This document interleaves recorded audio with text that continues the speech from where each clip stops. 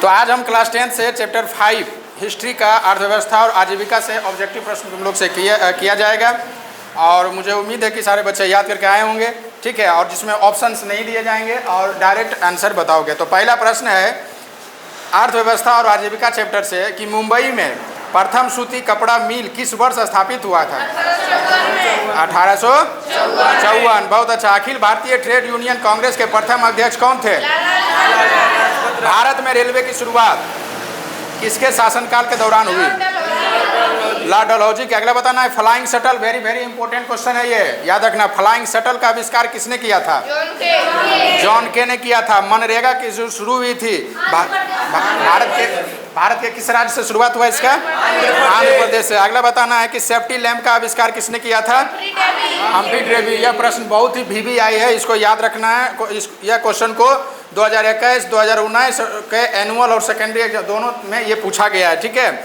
अगला प्रश्न की ओर बढ़ रहे हैं। अखिल भारतीय ट्रेड यूनियन कांग्रेस की स्थापना कब हुई थी? 1920 में हुआ था। भारत में पहली सूती मिल कहाँ स्थापित किया गया था? मुंबई में स्थापित किया गया था, ठीक है। बहुत अच्छा। अगला प्रश्न बताना है कि और VVI प्रश्न है अगला, इंपॉर्टेंट है कि जमशेद जी टाटा ने Tata iron and steel company की स्थापना कब की थी? 1907। कब की थी? 1907 में किया गया था। उसके बाद अगला बताना, इसी से संबंधित एक दो प्रश्न और ले लेते हैं। जमशेद ये जो कंपनी है Jamshed ji Tata iron and steel company, ये भारत के किस राज्य में है? झारखंड में है। कहाँ पर है? झारखंड में है, ठीक है। झारखंड में है। और झारखंड में कहाँ है? तो टाटा में है। टाटा में कहाँ है? तो साक्षी में है। साक्षी नामक स्थान में ये टाटा स्टील कंपनी है, ठीक है। अगला बढ़ते हैं। वाष्प चलित रेल इंजन का आविष्कार कब हुआ था? मतलब किसके द्वारा किया गया था? जेम्स वाट किया था। कौन किया था? भारत में प्रथम बार रेलगाड़ी की शुरुआत बोलो 1853।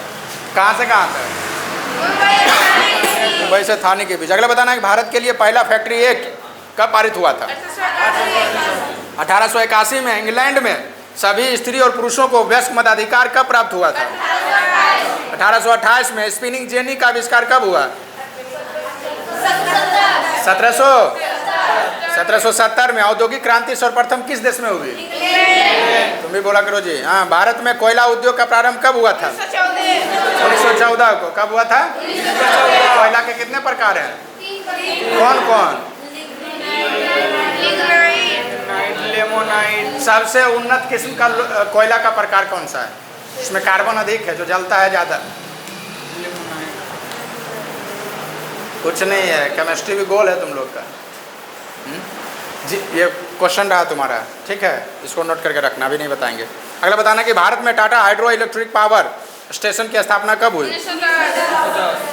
1910, ठीक है। 10 घंटे का आंदोलन कहाँ चला था?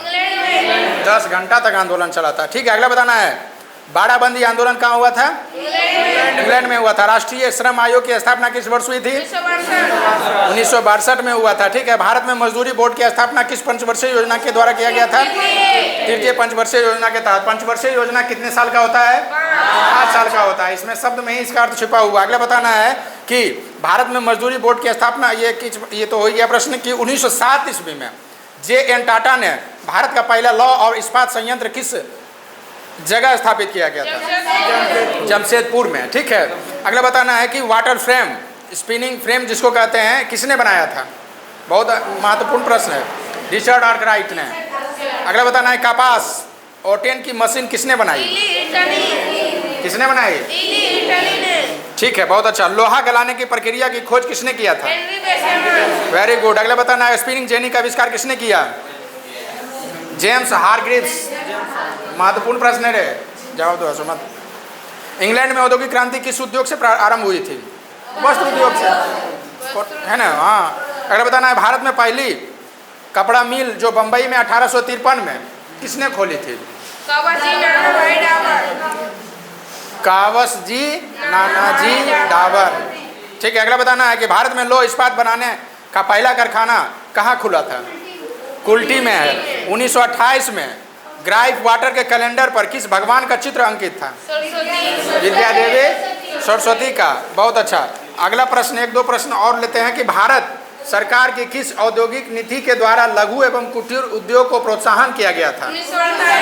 1900। और अंतिम प्रश्न आज का है कि औद्योगिक क्रांति का अर्थ क्या होता है? उत्पादन की प्रणाली में। हाँ, बहुत अच्छा।